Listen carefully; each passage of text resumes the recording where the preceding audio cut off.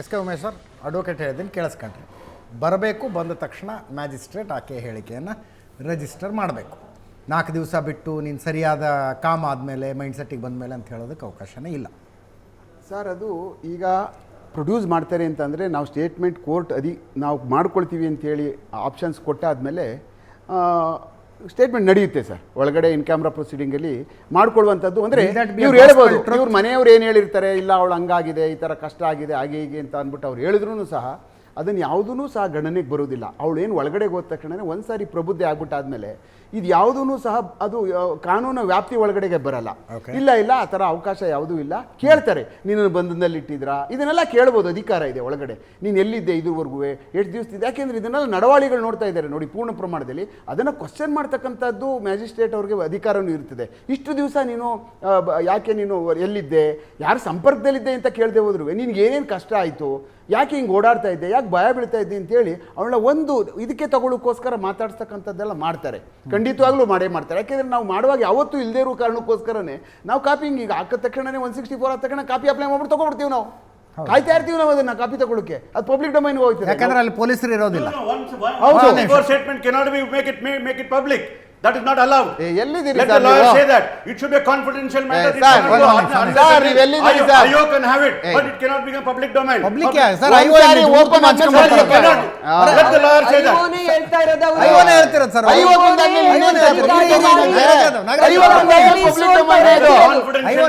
Confidential for others, not for police. ಒಂದ್ ಸಾರಿ 164 ಆದ್ಮೇಲೆ ನಾನು ಕಾಪಿ ಅಪ್ಲೈ ಮಾಡ್ಬಿಟ್ಟು ತಗೊಂಡಾದ್ಮೇಲೆ ಮಾತ್ರ ಕೊಡ್ತಾರೆ ಡೈರೆಕ್ಟ್. ಅರೆ ಅದು ಬಂದಾದ್ಮೇಲೆ ಮುಗಿತಲ್ಲ, ಅದು ಪಬ್ಲಿಕ್ ಡೊಮೈನ್. ಅದು ಇನ್ನೇನೈತೆ ಚಾರ್ಜ್ ಶೀಟ್ ಆಗಿ ಫೈನಲ್ ರಿಪೋರ್ಟ್ ಆಗೋದು ಪಬ್ಲಿಕ್ ಗೆ ಬರಬಾರ. I prove that sir. Sir ಅವರು ಅದನ್ನ ಹೇಳ್ತಿರೋದು 50 ತಗೋತಾರೆ ಅಂತ ಅಪ್ಲೈ ಮಾಡಿ 50 ನಾವು ತಗೊಳ್ತೀವಿ, ಊರಿಗೆಲ್ಲ ತೋರಿಸ್ತೀವಿ, ನೋಡ್ಕೊಳ್ಳಿ ಹಿಂಗಿದೆ ಅಂದ್ಬಿಟ್ಟು ಅಂತ ನಾವೇ ತೋರಿಸಕ್ಕೆ ಹೋಗೋಣ. ಕೊಡ್ತಾರೆ ಸರ್, ಕಾನ್ಫಿಡೆನ್ಷಿಯಲ್ ಕೊಡ್ತಾರೆ, ಅಪ್ಲೈ ಮಾಡೋ ಅವಶ್ಯಕತೆ ಇಲ್ಲ.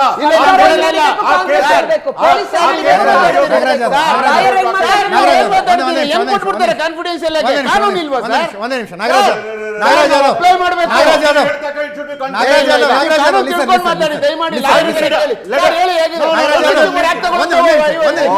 ಯಾಕೆ ಈ ಟೆಕ್ನಿಕಲ್ ವಿಷಯದ ಬಗ್ಗೆ ಚರ್ಚೆ ಮಾಡ್ತಾ ಇದ್ದೀರಿ? 30 ವರ್ಷ ಹಂಗಿಲ್ಲ ಸರ್, ನಾವು ಮಾಡಿದೀವಲ್ಲ. 30 ವರ್ಷ 300 ವರ್ಷ ಆಗಲಿ ಸರ್, ಕಾನೂನ ಬದಲಾವಣೆ ಮಾಡಿ ಮಾತಾಡೋಕ್ಕಾಗೋದಿಲ್ಲ. You cannot change the law. Sir Nagaraj sir, ಅದು ಮಾಡೋಕ್ಕಾಗಲ್ಲ. ನೀವು ಏನು ಹಿಂಗ್ ಮಾತಾಡ್ತಿರಲ್ಲ ನೀವು. ನಾವು ಒಂದ್ ಸ್ವಲ್ಪ ಕೇಳಿ, ನಾವು ಒಂದು 30 ವರ್ಷ ಪೊಲೀಸಲ್ಲಿ ಬಂದಿದ್ದೀವಿ, ಏನು ಮಾಡಿದೀವಿ ಅಂತ ಕೇಳಿ. ಅವ್ರಿಗೆ ಏನಾದ್ರು ಆ ತರ ಕೊಡೋ ಪ್ರೊಸೀಜರ್ ಇದೆಯಾ ಅಂತ ಕಾನ್ಫಿಡೆನ್ಸ್ ದಯಮಾಡಿ ಹೇಳ್ಬಿಡಿ ನೀವು ಸರ್. ಲಾಯರ್ ಸರ್ ಹೇಳಿ ಸರ್. 164 ಸ್ಟೇಟ್ಮೆಂಟ್ ನ ತಗೊಂಡ ಮೇಲೆ ಜಡ್ಜ್ ಅವರು ಐಒಗೆ ಕೊಡ್ತಾರೆ ಕಾನ್ಫಿಡೆನ್ಷಿಯಲ್ ಆಗಿ. ಚಾರ್ಜ್ ಶೀಟ್ ಫೈನಲ್ ರಿಪೋರ್ಟ್ ಆಗೋವರೆಗೂ ಅದು ಪಬ್ಲಿಕ್ ಆಗಬಾರ್ದು ಅಂತಕ್ಕಂಥದ್ದು ಕಾನೂನು. Let them debate about it. If I am wrong I will correct. ಈಗ ಉಮೇಶ್ ಅವರು ನಾನು ಐಒ ಅದನ್ನ ತಗೊಂಡು ಊರು ತುಂಬ ಹಂಚ್ಕೊಂಡ್ಬರ್ತಾರೆ ಅಂದ್ರ ನಾವು ಹಂಚುಕಾಗುತ್ತೆ ಸರ್ ಅದನ್ನ. ಸರ್ಟಿಫೈಡ್ ಕಾಪಿ ಅಂದ್ರು. ಹೌದು, ಕಾಪಿ ತಗೋತೀವಿ ನಾವು. Automatically come to IO. Sir ಆಯ್ತು ಸರ್, ಆಟೋಮೆಟಿಕ್ಲಿ ಬರುತ್ತೋ ಅಪ್ಲೈ ಮಾಡಿ ತಗೋತಾರ. ಈಗ ಆಟೋಮೆಟಿಕ್ ಅಂದ್ರೆ 164 ಅಲ್ವೇ ಅಲ್ಲ ಅದು. ಬಂದೆ ಒಂದೇ ನಿಮಿಷ ರೀ. ಆಟೋಮೆಟಿಕ್ ಹೆಂಗ್ ಬಂದ್ಬಿಡ್ತದೆ? ಒಂದೇ ನಿಮಿಷ. ವಕೀಲರಾದ ಶ್ಯಾಮ್ ಸುಂದರ್ ಅವರು ಮ್ಯಾಜಿಸ್ಟ್ರೇಟ್ ಗೆ ಬರುವಂಗಿಲ್ಲ ಅದು. ಬಂದೆ ಕೊನೆಯವರೆಗೂ ಚಾರ್ಜ್ ಶೀಟ್ ನಾವು ಕೇಳಿಲ್ಲ ಅಂದ್ರೆ ಚಾರ್ಜ್ ಶೀಟ್ ಆಗುವವರೆಗೂ ಹಂಗೆ ಇರುತ್ತೆ ಸರ್. ಅದು ಎಲ್ಲಿಗೆ ಕಮಿಟಲ್ ಆಗಿ ಸೆಷನ್ಸ್ ಕೋರ್ಟ್ಗೆ ಹೋದ್ರು ಹಂಗೆ ಲಕೋಟೆ ಮುಚ್ಚಿದ ಲಕೋಟೆನೇ ಇರುತ್ತದು. At the time of evidence open ಮಾಡ್ತಾರೆ ಅದನ್ನ. ಬಂದೆ 164 ಸ್ಟೇಟ್ಮೆಂಟ್ ಕೊಡುವಾಗ ಪೊಲೀಸರು ಯಾರು ಅಲ್ಲಿ ಇರಕೂಡದು ಅನ್ನೋದು ಕಾನೂನು. ಪೊಲೀಸರು ಇರಕೂಡದು ಅಲ್ಲಿ. ನ್ಯಾಯಾಧೀಶರು ಅವರ ಟೈಪಿಸ್ಟು ಬೇಕು ಅಂದರೆ ಆಕೆಯ ಪರ ವಕೀಲರ ಎದುರಿಗೆ ಮಾತ್ರ ಆ ಸ್ಟೇಟ್ಮೆಂಟ್ ರೆಕಾರ್ಡ್ ಆಗುತ್ತೆ. ವಕೀಲರಾದ ಶ್ಯಾಮ್ ಸುಂದರ್ ಅವರು ನಮ್ಮ ಜೊತೆ ಫೋನ್ ಸಂಪರ್ಕದಲ್ಲಿದ್ದಾರೆ. ನಮಸ್ಕಾರ ಸರ್. ನಮಸ್ಕಾರ ಅಜಿತ್ ಸಾಹೇಬ್. ಒಟ್ಟಿನಲ್ಲಿ ಜಾರಕಿಹೊಳಿ ಅವರ ವಿಚಾರಣೆ ಸರಿಯಾಗಿ ನಡೀತಾ ಇದೆ ಅನ್ನೋದನ್ನ ಸರ್ಟಿಫೈ ಮಾಡೋದಕ್ಕೆ ತಾವು ಹೋಗಿ ಬಂದ್ರಿ ಇವತ್ತು. ಅಲ್ಲ, ಇನ್ವೆಸ್ಟಿಗೇಷನ್ ಅಲ್ಲಿ ಏನು ಲ್ಯಾಪ್ಸಸ್ ಆಗ್ತಾ ಇಲ್ಲ ಅಂತ. ಇನ್ವೆಸ್ಟಿಗೇಷನ್ ಅಲ್ಲಿ I was also under the impression, ಯಾಕೆಂದ್ರೆ there is a lot of voice investigation ಅಲ್ಲಿ. ಎಲ್ಲೋ ಒಂದ್ ಕಡೆ ಏನೋ ಇದಾಗ್ತಾ ಇದೆ, ಲೂಸ್ ಏಟ್ ಬಿಡ್ತಾ ಇದ್ದಾರೆ. ಇನ್ವೆಸ್ಟಿಗೇಷನ್ ಅಲ್ಲಿ ಏನೋ ಕಡೆ ಫೇವರಿಟಿಸಮ್ ತೋರಿಸ್ತಾ ಇದ್ದಾರೆ, ಅದು ಇದು ಅಂತ. ಬಟ್ ಅಲ್ಲಿ ಹೋಗಿ ಎಫ್ಟಿಎಸ್ ಎಲ್ಲ ನೋಡಾದ್ಮೇಲೆ I felt that no there is a police are doing their job. I did not find anything visibly wrong with their approach. ಈಗ ಹುಡುಗಿ ಬಂದು ಸ್ಟೇಟ್ಮೆಂಟನ್ನು ಇಮಿಡಿಯೇಟ್ ಆಗಿ ಮಾಡ್ಕೋಬೇಕು ಅಂತ ವಕೀಲರಾದ ಸ್ವಾಮಿ ಅವರು ನಮ್ಮ ಹತ್ರ ಹೇಳಿದ್ರು. ಈಗ 4 ದಿವಸ ಬಿಟ್ಟು ನೀನು ಸರಿಯಾದ ಮೈಂಡ್ ಸೆಟ್ಟಿಗೆ ಬರೋ ತನಕ ಅಥವಾ ಪೇರೆಂಟ್ಸ್ ಜೊತೆಗೆ ಇದ್ಬಾ ಅಂತೆಲ್ಲ ಹೇಳಂಗಿಲ್ಲ. ಯಾಕಂದರೆ ಶೀ ಈಸ್ ಮೇಜರ್, 18 ವರ್ಷ ದಾಟಿ ಆಗಿದೆ. ಈಗ ಆಕೆಗೆ ಬಂದ ತಕ್ಷಣ ಸ್ಟೇಟ್ಮೆಂಟ್ ಮಾಡ್ಕೊಂಡ್ರೆ ಆಕೆ ಏನ್ ಹೇಳ್ತಾಳೆ ಅಂತ ಎಲ್ರಿಗೂ ಗೊತ್ತು. 164 ಸ್ಟೇಟ್ಮೆಂಟ್ ನ first of all the law is very very clear. 164 statement ನ you can't walk in to the magistrate's court and do it. ಈಗ if that could be the thing, if that could be the purpose of law, ಈ ಪ್ರತಿಯೊಂದು case ನಲ್ಲೂ every one would want to walk in to the magistrate and then go to the IO. KBK Swamy advocate begs to differ with you with proper documents and judgments. No. I beg to differ with my friend Mr. Swamy. Okay. 164 statement is a statement collected. 154 ಕೆಳಗಡೆ complaint ಆಗುತ್ತೆ sir. ಅಲ್ಲಿಂದ ಏನ್ start ಆಗುತ್ತೋ ಎಲ್ಲ investigation 173 ತನಕ it is everything about investigation will culminate in 173 report. Alli tanka it is the domain of the investigation officer. 164 statement, it is a statement made to the magistrate during the course of investigation, sir. ಈಗ ನಿಮ್ಮ ಅಭಿಪ್ರಾಯ ಮತ್ತು KBK Swamy ಅವರ ಅಭಿಪ್ರಾಯ, Shyam Sundar sir, ನಿಮ್ಮ ಅಭಿಪ್ರಾಯ ಮತ್ತು KBK Swamy ಅವರ ಅಭಿಪ್ರಾಯ ಒಟ್ಟಾರೆ ಕೇಸ್ ಮೇಲೆ ತುಂಬಾ ದೊಡ್ಡ ಪರಿಣಾಮ ಬೀರೋದಿಲ್ಲ ಅನ್ನೋದು ನನ್ನ ಪರ್ಸನಲ್ ಒಪಿನಿಯನ್. ಹೌದು, ಐಒನೇ ಕರ್ಕೊಂಡೋಗಿ 164 ಸ್ಟೇಟ್ಮೆಂಟ್ ಮಾಡಿಸ್ಬೇಕು ಅಂತಂದ್ರೆ ಈಗ ನ್ಯಾಯಾಧೀಶರು ಐಒನ್ ಕರೀತಾರಪ್ಪ. ಐಒ ಕರ್ಕೊಂಡು ಹೋಗೋದು ಅಂತಲ್ಲ, ಐಒ ಶುಡ್ ರಿಕ್ವೆಸ್ಟ್ 164 ಸ್ಟೇಟ್ಮೆಂಟ್ ಮಾಡುವಾಗ ಐಒ ಎಲ್ಲಾ ಕೇಸ್ ಹೊರಗಡೆ ಉಳಿತಾರೆ. 164 ಸ್ಟೇಟ್ಮೆಂಟ್ ನ ಯಾರು ಐಒ ಇನ್ಫ್ಲೂಯೆನ್ಸ್ ಕೆಳಗಡೆ ಐಒಗ್ ಬೇಕಾಗಿರೋ ತರ ಮಾಡಬೇಕು ಅಂತೇನಿಲ್ಲ. 164 statement is always independent of what someone would say before the IO. IO ಮುಂದೆ ಏನ್ ಹೇಳಿದ್ರು ಅದು 161. ಐಒಗೆ ಹೊರತಾಗೂ ಸಹ 164 ಅಲ್ಲಿ ಹೇಳ್ಬೋದು. ಸೊ ಹಾಗಾಗಿ 164 is always independent of whatever the version that will be given to IO. 164 statement ಮಾಡಬೇಕು ಅಂದ್ರೆ investigation officer has request, or else investigation ನಡೀತಾ ಇರುವಾಗ person himself or herself can say I want to give a statement before the magistrate. And in turn, the investigation officer will bring it to the notice of the nearest magistrate. You statement ಮಾಡ್ತಾರಂತೆ ಅಂತ. It is not that IO should. ಆಯ್ತು Shyam Sundar sir, ಹಂಗಿದ್ರೆ ನನಗೆ IO ಮೇಲೂ ನಂಬಿಕೆ ಇಲ್ಲ, department ಮೇಲೆ SIT ಮೇಲೆ ನಂಬಿಕೆ ಇಲ್ಲ ಅಂತ ಒಬ್ಬ ಸಂತ್ರಸ್ತೆ ಹೇಳಿಕೊಂಡಾಗ ಆಕೆಯ ಕಷ್ಟವನ್ನ ಕೇಳಿಸಿಕೊಳ್ಳುವ ಯಾವ ವ್ಯವಸ್ಥೆಯೂ ನಮ್ಮ ನ್ಯಾಯಾಂಗದಲ್ಲಿ ಇಲ್ವಾ? ಯಾಕಿಲ್ಲ. See, let us come to a point. ಈಗ ಐಒ ಮುಂದೆ ಒಬ್ರು ಸ್ಟೇಟ್ಮೆಂಟ್ ಮಾಡ್ತಾರೆ, ಇಲ್ಲಿಸ್ಟ್ರೇಟಿವ್ ಆಗಿ ಒಂದು ವಿಷಯ ಮಾತಾಡೋಣ. ಐಒ ಮುಂದೆ ಏನಾದ್ರು ಸ್ಟೇಟ್ಮೆಂಟ್ ಕೊಡ್ತಾರೆ, ನನಗೆ ಐಒ ಮುಂದೆ ಮಾತಾಡ್ಲಿಕ್ಕೆ ಇಷ್ಟ ಇಲ್ಲ. Law gives you the right of silence. Okay, ಯಾವ ಕಾನೂನು ಸಹ ನೀವು ಈವನ್ ಆಪಾದಿತನೂ ಸಹ ನೀವು ಮಾತಾಡ್ಲೇಬೇಕು ಅಂತಕ್ಕಂಥ ಕಂಪಲ್ಷನ್ ಎಲ್ಲೂ ಇಲ್ಲ. Article 20B of the Indian Constitution. Forget about all other laws. No, if you can't call it 164, can you call it something else? ಒಟ್ ನ್ಯಾಯಾಧೀಶರು ಎದುರು ಮಾತಾಡ್ತಾಳಪ್ಪ ಹುಡುಗಿ. ನೀವು 164 ಅಂತೀರೋ 165 ಅಂತೀರೋ, ಇಟ್ ಡಸಂಟ್ ಮ್ಯಾಟರ್. ತನಗಾಗಿದ್ದು ಹೇಳ್ಕೋಬೇಕು ಅವಳು. ಈಗ if she has to give a statement, if she wants to talk independently in the court apart from the investigation, apart from a case, then it becomes a complaint to the magistrate under section 200. Okay. ಹೋಗಿ ಏನ್ ಬೇಕಿದ್ರು ಹೇಳ್ಬೋದು ಅಲ್ಲಿ. Complaints to the magistrate ಅಂತ ಒಂದು hole chapter ಇದೆ sir. ಆ magistrate ಸಾಹೇಬ್ರ ಮುಂದೆ ನನಗೆ ಈ ತರ ಎಲ್ಲ ಆಗಿದೆ, ನನ್ನ ಗೋಳಿದು, ನನ್ನ ಇದಿದು. ಈಗ ಅವ್ರು ರಿಜಿಸ್ಟರ್ ಮಾಡಿರೋ ಕೇಸ್ ನಲ್ಲಿ ನನಗೆ ಅವ್ರಿಗೆ ಬೇಕಾಗಿರೋ ತರ ಕೇಸ್ ರಿಜಿಸ್ಟರ್ ಮಾಡ್ಕೊಂಡಿದ್ದಾರೆ. ಆಯ್ತು. ಈಗ ನಾಳೆ ದಿವಸ ಪ್ರಕರಣದ ವಿಚಾರಣೆ ಶುರುವಾಗಿ, ಚಾರ್ಜ್ ಶೀಟ್ ಹಾಕಿ ವಿಚಾರಣೆ ಶುರುವಾದ್ಮೇಲೆ 164ಗೆ ಇರುವಂತಹ ಎವಿಡೆನ್ಷಿಯಲ್ ವ್ಯಾಲ್ಯೂ, ಸಾಕ್ಷಿಯ ತೂಕ, ಕಂಪ್ಲೇಂಟ್ ಟು ಮ್ಯಾಜಿಸ್ಟ್ರೇಟ್ ನಲ್ಲಿ ಹೇಳಿದ್ದಕ್ಕೂ ಅದಕ್ಕೂ ಸಮಾನವಾಗಿರುತ್ತಾ? ಹೌದು, ಬಹಳ 164ಗೆ it was above 161 statement. Because 161 statement ಮಾಡೋದು it is a judicial statement. It is made before a magistrate. A person who has made it now tomorrow cannot resile from that. ಇಲ್ಲ ನಾನು ಈ ತರ ಹೇಳಿಲ್ಲ ಅನ್ನೋದಕ್ಕಾಗೋಲ್ಲ. It carries a sanctity all by itself. 164 statement is readily considerable evidence. ಅದನ್ನ prima facie evidence ಅಂತ ಅನ್ಬಿಡ್ತೀವಿ ನಾವು. ಅಂದ್ರೆ ಮೇಲ್ನೋಟಕ್ಕೆ ಕಾಣಿಸೋಗೆ ಕ್ರೆಡಿಟ್ ಬರ್ತಿನೆಸ್ ಇರ್ತಕ್ಕಂಥ evidence. Any other statement of witnesses it is always open to a challenge. Okay, it cannot be used entirely. Point taken. ಈಗ ನಾನು immediate ಆಗಿ ನಿಮ್ಮ ಕ್ಲೈಂಟ್ ಅಂದ್ರೆ ಎಷ್ಟರ ಮಟ್ಟಿಗೆ ಸರಿಯಾಗುತ್ತೋ ಗೊತ್ತಿಲ್ಲ. ರಮೇಶ್ ಜಾರಕಿಹೊಳಿ ಅವರು ಈ ಸ್ಟೇಟ್ಮೆಂಟ್, ಹುಡುಗಿ ಸ್ಟೇಟ್ಮೆಂಟ್ ಕೊಟ್ಟ ಮೇಲೆ ಅರೆಸ್ಟ್ ಆಗೋ ಪಾಸಿಬಿಲಿಟಿ ಎಷ್ಟರ ಮಟ್ಟಿಗೆ ನೀವು ನೋಡ್ತಾ ಇದ್ದೀರಿ? I have always been saying 164 statement ಕೊಡ್ಲಿ, 164 ಸ್ಟೇಟ್ಮೆಂಟ್ ಕೊಡದೇ ಇರ್ಲಿ, arrest is always the discretion of the police officer who is investigating the matter. Okay. Arrest ಮಾಡಲೇಬೇಕು ಅಂತ ಯಾವ ಕಾನೂನಲ್ಲೂ ಇದು ಸಿದ್ದರಾಮ್ ಸತ್ಲಿಂಗಪ್ಪ ಮೇತ್ರೆ ಕೇಸ್ ನಲ್ಲಿ ಸುಪ್ರೀಂ ಕೋರ್ಟ್ ಬಹಳ ಕ್ಲೀನ್ ಆಗಿ ಹೇಳ್ಬಿಟ್ಟಿದೆ ಸರ್. ಈಗ ಮ್ಯಾಜಿಸ್ಟ್ರೇಟ್ ಎದುರು ಈ ಹುಡುಗಿನೇ ಬಂದು ಅವರು ಹೊರಗಡೆ ಇರುವಷ್ಟು ದಿವಸ ನನಗೆ ಪ್ರಾಣಕ್ಕೆ ಅಪಾಯ ಇದೆ, ನನ್ನ ತಂದೆ ತಾಯಿ ಸುರಕ್ಷಿತವಾಗಿರೋದಕ್ಕೆ ಸಾಧ್ಯ ಇಲ್ಲ, ಈ ಪ್ರಕರಣದಲ್ಲಿ ನನ್ನ ಪರವಾಗಿರುವ ಸಾಕ್ಷಿಗಳ ಮೇಲೆ ರಮೇಶ್ ಜಾರಕಿಹೊಳಿ ಒತ್ತಡ ಹಾಕ್ತಾರೆ ಅಂತ ಹೇಳಿದ್ರೆ ಮ್ಯಾಜಿಸ್ಟ್ರೇಟ್ ಐಒಗೆ ಹೇಳಬಹುದಾ? ಇಲ್ಲ sir, no court can direct an investigation officer do this kind of investigation ಅಂತ ಹೇಳಿ. ಓಕೆ ನೋ ಇನ್ವೆಸ್ಟಿಗೇಷನ್ ಅಲ್ಲಿ ಯಾವುದೇ ನ್ಯಾಯಾಲಯ ಹಸ್ತಕ್ಷೇಪ ಮಾಡಲ್ಲ, ಯಾವುದೇ ವಿಧವಾದಂತ ಡೈರೆಕ್ಷನ್ಸ್ ಸಹ ಕೊಡಲ್ಲ. ಅಂಡರ್ಸ್ಟುಡ್. ಶ್ಯಾಮ್ ಸರ್, ಒಂದು ಪ್ರಶ್ನೆ. ಕೆ.ಬಿ.ಕೆ. ಸ್ವಾಮಿ ಅವರು ಮಾತಾಡ್ತಾರೆ. ಹೇಳಿ ಕೆಬಿಕೆ. ನೀವು ಹೇಳ್ಬೇಕಾದ್ರೆ ಕಲಂ 164 ಸ್ಟೇಟ್ಮೆಂಟ್ಗೆ ಹಾ ಕಂಪ್ಲೀಟ್ ಎವಿಡೆನ್ಷಿಯರಿ ವ್ಯಾಲ್ಯೂ ಇದೆ ಅಂತ ಹೇಳಿದ್ರಿ. ಅಲ್ಲ, it carries it weighs over the 161 statement ಅಂತ ಹೇಳಿದೆ. ನಾನು ಇನ್ನೂ ಕಂಪ್ಲೀಟ್ ಮಾಡಿಲ್ಲ. ಪೊಲೀಸ್ ಕಸ್ಟಡಿಯಲ್ಲಿ ಕೊಟ್ಟ ಹೇಳಿಕೆಗೂ ನ್ಯಾಯಾಧೀಶರ ಎದುರು ಕೊಟ್ಟಂತ ಅಲ್ಲಲ್ಲ, ಹೇಳಿಕೆಗೂ ವ್ಯತ್ಯಾಸ. ಆರೋಪಿಯಾಗಿ ಕೊಡೋ ಹೇಳಿಕೆಗೂ ಸಾಕ್ಷಿಯಾಗಿ ಕೊಡೋ ಹೇಳಿಕೆಗೂ ವ್ಯತ್ಯಾಸ ಇದೆ. ಹೌದು ಆರೋಪಿ ಅಲ್ಲ ಈ ಕೇಸ್ ನಲ್ಲಿ, ಯಾರು ಆರೋಪಿ ಇಲ್ವಲ್ಲ. She is not accused in this case. No, she is not an accused, she is a victim of this case. She is also a competent witness. ಹೌದು. ಮ್ಯಾಂಡೇಟರಿ ಆಲ್ಸೋ 164 ಆಗಲೇಬೇಕಲ್ಲ ಇದರಲ್ಲಿ. ಒಂದು ನಿಮಿಷ, ಯಾರು ಆಗಲೇಬೇಕು, ಇಲ್ಲ ಕೇಸೇ ಹೋಗಲ್ಲ ಮುಂದಕ್ಕಿದು. merely because there is an 164 statement, does it mean that entire thing has been proved? No way. ಸಾಧ್ಯನೇ ಇಲ್ಲ. ಈಗ what if a 164 statement? Swamy, you asked me a right question. ಈಗ ಬೇಕು ಅಂತ ನಾನು ಒಂದು ಫಾಲ್ಸ್ ಸ್ಟೇಟ್ಮೆಂಟ್ ಮಾಡಬಹುದು 164 ಕೆಳಗಡೆ. ಆಗ ಏನಾಗುತ್ತೆ ಅಂದ್ರೆ, ನಾಳೆ ಕೋರ್ಟ್ ಹಾಲ್ ನಲ್ಲಿ 164 ನಲ್ಲಿ ಇವ್ರು ಮಾಡಿರ್ತಕ್ಕಂಥ ಸ್ಟೇಟ್ಮೆಂಟ್ ತಪ್ಪು ಅಂತ ಪ್ರೂವ್ ಮಾಡಿಸುವಂತ ಅಧಿಕಾರ ಡಿಫೆನ್ಸ್ ಇದ್ದೇ ಇರುತ್ತೆ.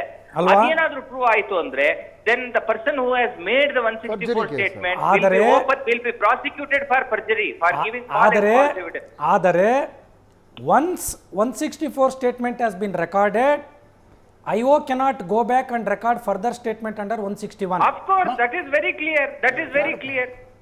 ಅದಕ್ಕೋಸ್ಕರ ನಡೆಸಂಗಿಲ್ವಾ ಅಥವಾ ಬರಲ್ಲ. Statement no further statement that is as good as. Is it right? ಹೌದು. ಅಲ್ಲ, ಒಂದ್ಸಲ 164 ಸ್ಟೇಟ್ಮೆಂಟ್ ಕೋರ್ಟ್ ಮುಂದೆ ರೆಕಾರ್ಡ್ ಆಗೋದ್ಮೇಲೆ there is no question of IO recording another statement. It cannot be done. ಅಲ್ಲ, ಇನ್ವೆಸ್ಟಿಗೇಷನ್ ಮಾಡಬಾರದು ಅಂತ ಏನಲ್ಲ ತಾನೇ, ಆಕೆನ ಕರೆದು ಮತ್ತೆ ಕ್ವೆಶ್ಚನ್ ಮಾಡಬಹುದು. ಆಯ್ತು, ಕರೆದು ರೆಕಾರ್ಡ್ ಮಾಡಿ ನಾವು ಕಾಪಿ ತಗೊಳ್ಳೋದು ಸರ್, ತನಿಖೆ ಮಾಡ್ತೀವಿ. ನೋ ಇದರಲ್ಲಿ ನೀನು ಮ್ಯಾಜಿಸ್ಟ್ರೇಟ್ ಎದುರು ಇಂಥದ್ದೊಂದು ಹೇಳಿದೆಯಲ್ಲಮ್ಮ, ಇದು ಸುಳ್ಳಿದು ಅಂತ ನ್ಯಾಯ ಐಒ ಹೇಳ್ಬಹುದಲ್ವಾ? ಇಲ್ಲ ಹೇಳಕ್ಕಾಗಲ್ಲ. ಆ ಸ್ಟೇಜ್ ಅಲ್ಲಿ ಬರೋದಿಲ್ಲ. ಒಂದ್ ನಿಮಿಷ ತೇಜಸ್ವಿನಿ ಮೇಡಮ್ 164 ಹಿಂದೆ ಎಲ್ಲ ಶ್ಯಾಮ್ ಸುಂದರ್ ಸರ್ ಒಂದೇ ನಿಮಿಷ. ತೇಜಸ್ವಿನಿ ಮೇಡಮ್, ಈಗ ಹುಡುಗಿ ನ್ಯಾಯಾಧೀಶರ ಎದುರಿಗೆ ಬಂದ್ರೆ ಏನ್ ಹೇಳ್ತಾಳೆ ಅನ್ನೋದ್ರ ಬಗ್ಗೆ ಯಾರಿಗೂ ಏನೂ ಡೌಟ್ ಇಲ್ಲ, ಕ್ಲಿಯರ್ ಆಗಿ ಅದನ್ನ ಹೇಳ್ತಾರೆ. ಅಜಿತ್, ನೋಡಿ ಅಜಿತ್, ನಮ್ಮ ಕಾನೂನು ಪಂಡಿತರು ಇದನ್ನೆಲ್ಲ ಮಾಡಿದ್ದು ಯಾವುದೇ ಸಂದರ್ಭದಲ್ಲೂ ನ್ಯಾಯ ಸಿಗದೆ ಹೋಗಬಾರ್ದು ಅನ್ನುವ ದೃಷ್ಟಿಯಿಂದ ಅತ್ಯಂತ ಜಾಸ್ತಿನೇ ಕಾಳಜಿ ಮಾಡಿದ್ರ ಉದ್ದೇಶ ಒಳ್ಳೆದಿದೆ. ಅವರಿಗೆ ಈ ತರ ಉದ್ದೇಶಪೂರ್ವಕವಾಗಿ ಇದನ್ನು ದುರ್ಬಳಕೆ ಮಾಡ್ಕೊಳ್ಳುವ ದಿನಗಳು ಬರಬಹುದು ಅಂತ ಅವತ್ತು ಅನಿಸಿರ್ಲಿಲ್ಲ. ಈ ಅಮೆಂಡ್ಮೆಂಟ್ಸ್ ಯಾಕೆ ಮಾಡ್ತೀವಿ ಅಂದ್ರೆ, ಪ್ರತಿಯೊಂದು ಕಾನೂನಿನ ಅಮೆಂಡ್ಮೆಂಟ್ಸ್ ಯಾಕಾಗ್ತಿದೆ, ಇನ್ನಷ್ಟು ಅಕ್ಯುರೆಸಿ ಕೊಡೋದಕ್ಕೆ. ಅಜಿತ್, ಈಗ ಈ ಕಾನೂನನ್ನು ದುರ್ಬಳಕೆ ಮಾಡ್ಕೊಂಡ್ರೆ ಇನ್ನೊಬ್ಬ ನಿರಪರಾಧಿಗೆ ಶಿಕ್ಷೆ ಆಗ್ಬಾರ್ದಲ್ಲ. ಈಗ ಆಕೆ ತಪ್ಪು ಹೇಳಿಕೆಯನ್ನ ಕೊಟ್ರೆ ಇನ್ವೆಸ್ಟಿಗೇಟಿವ್ ಆಫೀಸರ್ ಆ ಕಾಪಿನ ತಗೊಂಡು ಅದ್ ಹೇಳಿರೋದು ಸತ್ಯ ಇದೆಯಾ ಇಲ್ವಾ ಅಂತ ಮತ್ತೆ ಇನ್ವೆಸ್ಟಿಗೇಷನ್ ಇವರೇ ಮಾಡ್ತಾರೆ, ನಾವೇ ಮಾಡ್ಬೇಕು. ಮತ್ತೆ ಲಾಯರ್ ಆದವರು ಆಕೆಯನ್ನ ಪ್ರತಿನಿಧಿಸ್ತಾ ಇದ್ರೆ ಆಕೆಯ ಪಾಯಿಂಟ್ ಗಳನ್ನ ಪ್ರೂವ್ ಮಾಡ್ಬೇಕಾಗುತ್ತೆ ಕೋರ್ಟ್ ನಲ್ಲಿ. ಸೊ ಹ್ಯೂಮನ್ ರೈಟ್ ಅಲ್ಲ, ತೇಜಸ್ವಿನಿ ಮೇಡಮ್ ಹೇಳ್ತಾ ಇರೋದಕ್ಕೆ ಬಹಳ ಒಳ್ಳೆ ವಿಚಾರ ಅವ್ರು ಎತ್ತಿದ್ರು. ನಾನೊಂದು ವಿಚಾರ ಹೇಳ್ಬಿಡ್ತೀನಿ. ತೇಜಸ್ವಿನಿ ಮೇಡಮ್ ಹೇಳ್ತಾ ಇರೋದು 164 ಸ್ಟೇಟ್ಮೆಂಟ್ ಕೊಡ್ಲಿಕ್ಕೆ ಎಲ್ರಿಗೂ ಅಧಿಕಾರ ಇದೆ, but 164 statement is not A gospel truth. ಸಾವಿರಾರು ಕೇಸ್ ಇದೆ 164 ಸ್ಟೇಟ್ಮೆಂಟ್ಗಳು ಸುಳ್ಳು ಆಗಿರ್ತಕ್ಕಂಥದ್ದು. One more thing Shyam, very sensitive. ಇವಾಗ ಏನಾಗಿದೆ ಗೊತ್ತಾ ಅಜಿತ್? ಅಲ್ಲ, ನನ್ನ ಪ್ರಶ್ನೆ ಇರೋದು 164 ಸ್ಟೇಟ್ಮೆಂಟ್ ಸುಳ್ಳು ಅಂತ ಪ್ರೂವ್ ಮಾಡುವ ಆಂಪಲ್ ಅವಕಾಶ ಇನ್ವೆಸ್ಟಿಗೇಷನ್ ಆಫೀಸರ್ಗೆ ಸಿಗುತ್ತಾ? Investigation officer has no business to prove whether 164 is true or correct. It is only for the trial court to adjudicate on that aspect. ಅಲ್ಲ, ಚಾರ್ಜ್ ಶೀಟ್ ಹಾಕ್ಬೇಕಲ್ಲ ಸರ್? ಚಾರ್ಜ್ ಶೀಟ್ ನೀವು ತನಿಖೆ ಮಾಡ್ಕೊಳ್ಳಿ. ಒಂದು ಸರಿ ಕಲಂ 164 ಅಡಿನಲ್ಲಿ ಸ್ಟೇಟ್ಮೆಂಟ್ ರೆಕಾರ್ಡ್ ಆಗೋದ್ಮೇಲೆ ಆಕೆಯನ್ನು ಪುನಃ ಕರೆಸಿ ವಿಚಾರಣೆ ಮಾಡೋದಕ್ಕೆ ಅವಕಾಶವಿಲ್ಲ. ಅಜಿತ್ ಸ್ವಾಮಿಯವರು, ಈಗ ಇಂಥ ಪ್ರಕರಣಗಳಲ್ಲಿ ನಾವು ಇನ್ನಷ್ಟು ಅಕ್ಯುರಸಿಯನ್ನು ತಂದ್ಕೊಡ್ಬೇಕಾಗುತ್ತೆ ಮುಂದಿನ ದಿನಗಳಲ್ಲಿ for law makers. I am telling, ಈಗ ಒಂದು ರಾಜ್ಯ ಸರ್ಕಾರದ ಅಡಿಯಲ್ಲಿ ಯಾವುದೇ ಸರ್ಕಾರ, it is the government of Karnataka, ಅದರ ಅಡಿಯಲ್ಲಿ ಬರ್ತಕ್ಕಂಥ ಗೃಹ ಇಲಾಖೆ, ಅದರಲ್ಲಿ ಬರ್ತಕ್ಕಂಥ ವ್ಯಕ್ತಿ ಮುಖ್ಯ ಅಲ್ಲ, ಅದೊಂದು ಸಂಸ್ಥೆ. ಅದರ ಪ್ರಕಾರನೇ ಹೋಗ್ಬೇಕು. ನಮಗೂ ನಿಮಗೂ ಇನ್ನು ಅದಕ್ಕಿಂತ ಜಾಸ್ತಿ ಅನಿಸಿದ್ರು ಅವರ ಮೂಲಕ ಹೋದ್ರೇನೆ ಅದಕ್ಕೆ ಕಾನೂನಿನ ಮಾನ್ಯತೆ ಸಿಗ್ತಕ್ಕಂಥದ್ದು. ಇಂಥ ಸನ್ನಿವೇಶದಲ್ಲಿ ಒಂದು ಸಣ್ಣ ಪ್ರಾಯದ ಹೆಣ್ಮಗು ಅದಕ್ಕೆ ಇಷ್ಟೆಲ್ಲ SIT ಅಂದ್ರೆ ಏನು ಅಂತ ಅವಳು ಮೊದಲ ಸ್ಟೇಟ್ಮೆಂಟ್ ಕೊಟ್ಟಿದ್ದಿನ ಗೊತ್ತು ಅಂತ ನನ್ಗನ್ಸೋದಿಲ್ಲ. ಇಂಥ ಲಾಯರ್ಗಳು ಕೋರ್ಟಲ್ಲಿ ಹಿಡ್ಕೊಂಡು ಕೇಳಿದಾಗ ಅದೆಲ್ಲ ಬರುತ್ತೆ ಮುಂದಿನ ದಿನಗಳಲ್ಲಿ, ಆ ಮಗುಗೆ ಎಷ್ಟರ ಮಟ್ಟಿಗೆ ನಾಲೆಡ್ಜ್ ಇದೆ ಅದ್ರ ಬಗ್ಗೆ ಅಂತ. ಇದು ವೆಲ್ ಪ್ರಿಪೇರ್ಡ್. ಇವಾಗ ಬರ್ತಾ ಇರ್ತಕ್ಕಂಥ ದಿನನಿತ್ಯ ಬರ್ತಕ್ಕಂಥದ್ದು ನೋಡಿದ್ರೆ ಮಿಸ್ಗೈಡೆಡ್, ವೆಲ್ ಪ್ರಿಪೇರ್ಡ್ ಒಂದು ನಾವು ಈ ಅಬ್ಡಕ್ಷನ್ ಕೇಸ್ಗಳಲ್ಲಿ ಕಾನ್ಫ್ಲಿಕ್ಟ್ ಡೀಲ್ ಮಾಡೋ ನೋಡ್ತೀವಿ. ಒಬ್ಬ ವ್ಯಕ್ತಿ ಹೊರಗಿನ ಪ್ರಪಂಚದ ಯಾವುದೇ ಸಂಪರ್ಕಗಳಿಲ್ಲದೆ ಕೆಲವೇ ವ್ಯಕ್ತಿಗಳ ಇನ್ಫ್ಲೂಯೆನ್ಸ್ ಅಲ್ಲಿ ಇದ್ದಾಗ ಅವಳ ಮೈಂಡ್ ಎಷ್ಟು ದಿನ ಆ ರೀತಿ ಬಿಹೇವ್ ಮಾಡುತ್ತೆ ಅನ್ನೋದು ಸೈಕಾಲಜಿನಲ್ಲಿ ಒಂದು ಚಾಪ್ಟರ್ ಬರುತ್ತೆ, ನಮಗೆಲ್ಲ ಗೊತ್ತಿದೆ. ಸೊ ಈಗ ಈ ತರ ಹೋಗ್ಬಿಟ್ರೆ 164 ಬಗ್ಗೆ ಮಾತನಾಡ್ತಿದ್ವಿ. ಒಂದು ಮಾರ್ಪಡು ಯಾವುದೋ ಒಂದು ವಿಡಿಯೋ ಕೊಟ್ಬಿಡೋದು. ಫಸ್ಟ್ ವಿಡಿಯೋ ಕೊಟ್ಟ ತಕ್ಷಣ ನೀವು ಅದನ್ನೇನು ತನಿಖೆ ಆಮೇಲೆ ಆಗತ್ತೆ. ಇವರೆಲ್ಲರೂ ಯಾವ ಗಣ್ಯರು, ಪ್ರೊಫೆಷನಲ್ಸು, ಪತ್ರಕರ್ತರು, ಲಾಯರ್ಗಳು, ಪಾಲಿಟಿಷಿಯನ್ಸ್, ಯಾರ ಮೇಲೆ ಬೇಕಾದರೂ ಅದನ್ನು ಅಕ್ಯೂಸ್ಡ್ ಮಿಸ್ಯೂಸ್ ಮಾಡ್ಬೋದು. ಈ ಪ್ರಕರಣ ಅಂಥದ್ದಕ್ಕೆಲ್ಲ ಒಂದು ಇತಿಶ್ರೀ ಆಡೋ ನಿಟ್ಟಿನಲ್ಲಿ ಒಂದು ಚಿಂತನೆಯನ್ನು ಹುಟ್ಟಾಕ್ತಾ ಇದೆ ಬಹುಶಃ ಇವತ್ತಿನ ತಾವು ತೆಗೆದುಕೊಂಡಂಥ ಡಿಬೇಟಲ್ಲಿ. ಮಿಸ್ಯೂಸ್ ಮಾಡ್ಕೊಳ್ಳೋರಿಂದ ಬೇರೆಯವರ ಮಾನವ ಹಕ್ಕುಗಳ ಉಲ್ಲಂಘನೆ ಆಗದಾಗ ರಕ್ಷಣೆ ಕೊಡ್ತಕ್ಕಂಥದ್ದು ಕೂಡ ಇಂಪಾರ್ಟೆಂಟ್ ಆಗುತ್ತೆ. just because woman she cannot take away others human rights. ಇನ್ನೊಂದು ವಿಚಾರ ಹೇಳ್ಬಿಡ್ತೀನಿ ಅಜಿತ್, ಇನ್ನೊಂದು ವಿಚಾರ ಹೇಳ್ಬಿಡ್ತೀನಿ. ಹೇಳಿ. 164 ಸ್ಟೇಟ್ಮೆಂಟ್ ನಲ್ಲಿ it is not accepted as A gospel truth. ನಾಳೆ ಏನಾದ್ರೂ ಇನ್ವೆಸ್ಟಿಗೇಷನ್ ಅಲ್ಲಿ ಫೈನಲ್ ರಿಪೋರ್ಟ್ ಬರೆಯುವಾಗ ಫೈನಲ್ ರಿಪೋರ್ಟ್ ನಲ್ಲಿ ಎಲ್ಲಾ ಸಾಕ್ಷಿಗಳ ಎಲ್ಲಾ ಏನೇನು ವಿಟ್ನೆಸ್ಗಳು ಇನ್ವೆಸ್ಟಿಗೇಷನ್ ಆಗಿದೆಯೋ ಆ ಮೆಟೀರಿಯಲ್ ಎಲ್ಲವನ್ನು ಕ್ರೋಢೀಕರಿಸಿ ಇನ್ವೆಸ್ಟಿಗೇಷನ್ ಆಫೀಸರ್ ಒಂದು ಒಪಿನಿಯನ್ ಬರೀತಾರೆ. That's called as final report. 173 ಕೆಳಗಡೆ, ಆ 173 ಕೆಳಗಡೆ ಇರ್ತಕ್ಕಂತ ಬೇರೆ ಎಲ್ಲಾ ಸಾಕ್ಷ್ಯಾಧಾರಗಳನ್ನು ತುಲನೆ ಮಾಡಿ ಏನಾದ್ರೂ ಆ ಇನ್ವೆಸ್ಟಿಗೇಷನ್ ಆಫೀಸರ್ಗೆ ಅನ್ಸಿದ್ರೆ ಇದು 164 ಸ್ಟೇಟ್ಮೆಂಟ್ ಇದ್ರೂ ಸಹ it doesn't appear to be true ಅಂತ he can declare it in his final report. ಅಲ್ಲ, for that he has to call the victim. ಇಲ್ಲ ಅಲ್ಲ, ಈ ವಿಕ್ಟಿಮ್ ನ ಮತ್ತೆ ಇಲ್ಲ, ವಿಕ್ಟಿಮ್ ನ ಅದು KBK ಸ್ವಾಮಿ ಹೇಳಿದ್ ಕರೆಕ್ಟ್. ಒಂದ್ಸಲ 164 ಸ್ಟೇಟ್ಮೆಂಟ್ ರೆಕಾರ್ಡ್ ಆಗೋಯ್ತು ಅಂದ್ರೆ 161 is in order. First 161 record ಆದ್ಮೇಲೆ ಮತ್ತೆ 164 ರೆಕಾರ್ಡ್ ಮಾಡಬಹುದು. ಆದ್ರೆ 164 ರೆಕಾರ್ಡ್ ಮಾಡಾದ್ಮೇಲೆ ಮತ್ತೆ investigation officer cannot record A statement. Investigation officer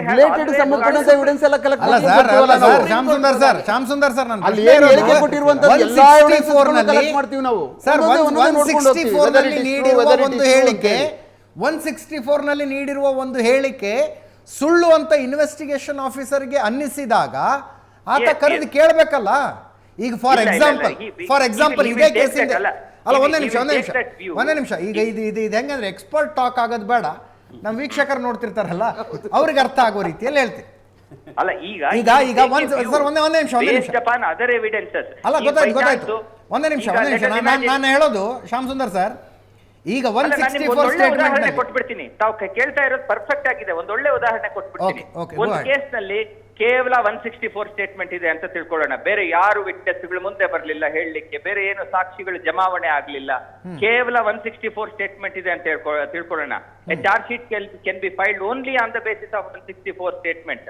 164 statement ನಲ್ಲಿ ಹೀಗೆ ಈ ತರ ವಿಕ್ಟಿಮು ಒಂದು ಸ್ಟೇಟ್ಮೆಂಟ್ ಕೊಟ್ಟಿದ್ದಾರೆ, ಹಾಗಾಗಿ ನಾನು ಇದನ್ನ ಬಿ ರಿಪೋರ್ಟ್ ಹಾಕ್ಲಿಕ್ಕೆ ಆಗಲ್ಲ, ನಾನು ಚಾರ್ಜ್ ಶೀಟ್ ಹಾಕ್ತಾ ಇದ್ದೀನಿ ಅಂತ ಹಾಕ್ಬೋದು. ಅಟ್ ದ ಸೇಮ್ ಟೈಮ್ ಬೇರೆ ಎವಿಡೆನ್ಸ್ ಗಳ ತುಲನೆ ಇದ್ರೆ ಬೇರೆ evidentiary materials, total investigation materials, if it is advising otherwise, if it is saying otherwise than whatever the 164 statement is, investigation officer can declare that and tomorrow he can file a report saying that illa ee case nalli b report ಹಾಕ್ತಾ ಇದೀನಿ ಅಂತ. b report ಅವರು ನಾಳೆ challenge ಮಾಡಬಹುದು. ಏನಂತ ಇಲ್ಲ, investigation officer ನ ಅನಿಸಿಕೆ.